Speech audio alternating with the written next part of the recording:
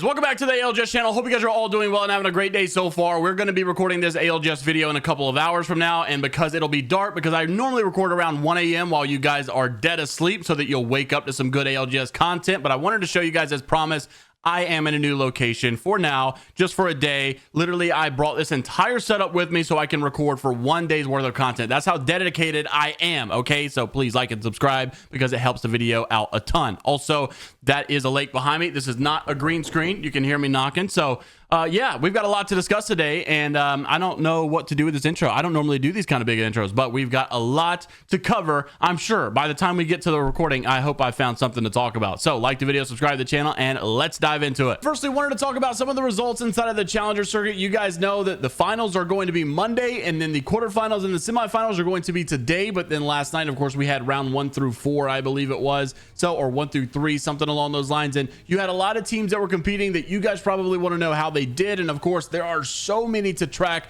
We will highlight some of the bigger ones today, and then obviously it'll be easier to follow along in the next couple of days as we go into finals and the quarters and semis and such. But also, we had this viral clip from NiceWigg. I thought this was hilarious. I don't know if I'd call it viral, but it did pretty well over on Twitter. And actually, what was weird is NiceWigg got a lot of negative feedback on this. Obviously, he was competing, they die, and he says some things, and I thought it was quite funny. A lot of people seemed to think it was funny as well. They were actually frustrated on many other teams. It wasn't just NiceWigg's team. They were actually frustrated with the boys and this roster specifically for some other things that had happened on in the tournament. But anyways, NiceWigg had, dealt with a lot of backlash on this. I thought it was totally fair. I thought it was funny. And at the end of the day, bro, competitors say things and there's really nothing to it. How many times has Hal said something that, all these other pros talk all day long and no one ever says anything, but the moment that NiceWigg said something, it's all of a sudden such a big deal. I don't get it. But anyways, here's what had happened. Here was a moment that they were frustrated, and lo and behold, if you guys did not see already, well,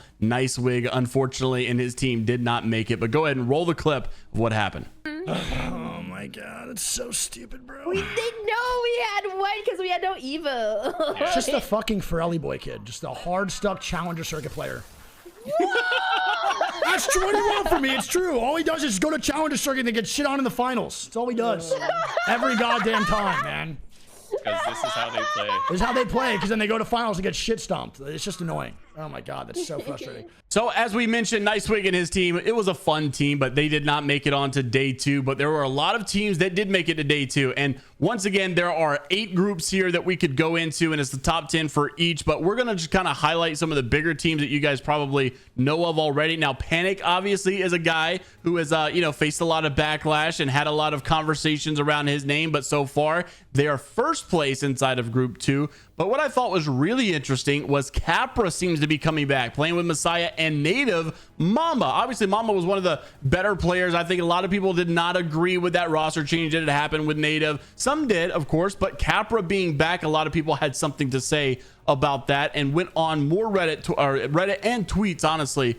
Just a lot of threads going on around Capra once again. But obviously a very talented player, and it looks like this whole situation is back in business and second place inside of group 2. Also, you had Alrelelli with the Stallions seem to be back, and they played pretty decent also in first place inside of their group. And Mac honestly did really good with the most damage. I love this new UI that Apex had actually added over on the Battlefy website. You could actually see damage dealt, not only kills, but assists, knockdowns, revives, respawns, and average survival time as well, which I think is really neat. And actually, you even had the partnership and Apex guy for EA saying that just wait, there's actually apparently more to come. So going to be excited for that stuff as well. But that's not the only teams. We also had Tripods, which dominated, and I mean decimated their group. It was unbelievable. 98 points in first. Second place was 41 points. So over double what second place was. Just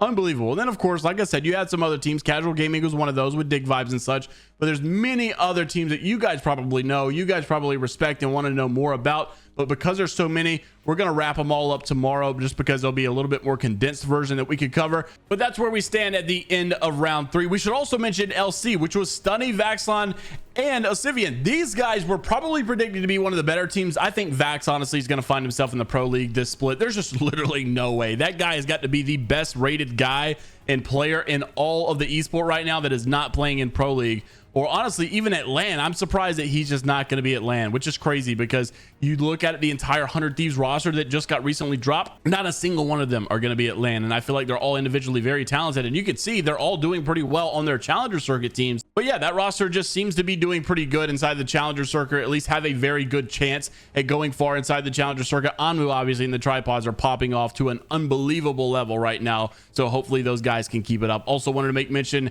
the ruckus is going around again about a new map for the competitive Apex Legends scene. Of course, we had actually discussed that Olympus was going to be coming into this year of ALGS, and they did practice on it. And Alberlelli even said that EA and ALGS specifically had asked them to practice on it and get feedback for it so that they can do exactly that and bring a new map into ALGS. Many people are so ready for this, and NiceWigg probably hammers it more than any other watch party enthusiast content creator that World's Edge specifically is getting old, and they're sick and tired of World's Edge, which I think is a little sad. I personally like to see World's Edge a lot, and I don't want to see World's Edge removed. I just would like to see another map added into the mix.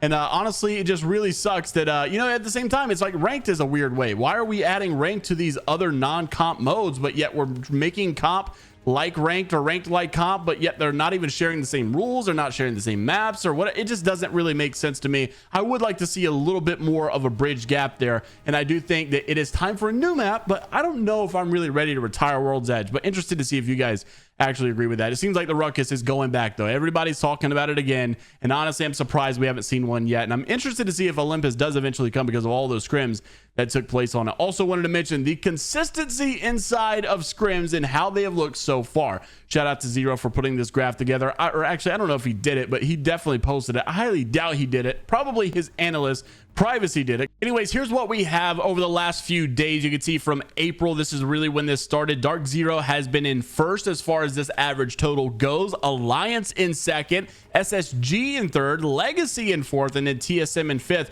Fnatic, Aurora, Elevate, BR Demons, Northeption, Reject Winity, Yokiyari, LG, Moist Esports, Disguise, Navi, 07, Oxygen, Cloud9, and Omit are in this top 20 section right now. And obviously there's 40 teams that we're kind of calculating, considering there's going to be 40 teams at the LAN as well. So really interested, obviously, to see how consistent North America has been thus far. But you can also make that argument about the whole Scrim servers and how much ping that each of these teams are getting. But when it comes to these other regions, obviously it seems that there are very prominent teams that are outshining the rest of their region. And Alliance is one of those, obviously, in the MEA region, and they have been doing pretty decent in times past or in the history, so we kind of expected this to some degree. But Aurora was the first place in the MEA scene, and they also have been doing good. But other than that, there really isn't a strong showing. You have Navi, 07, and Emit up there in that top 20. So I guess it is something, but it definitely shows a clear sign of presence, of more of a strong presence, I guess you should say,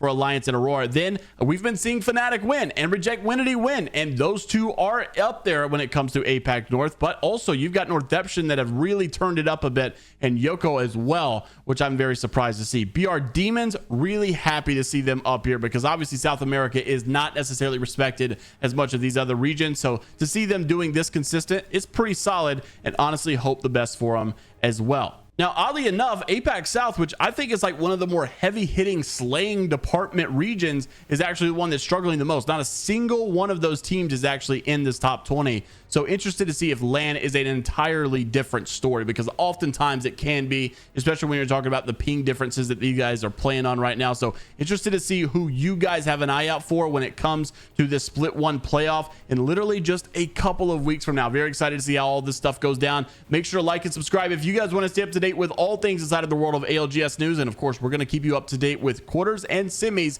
in the next video for Challenger Circuit. And until the next time, we'll see you all later, Gators.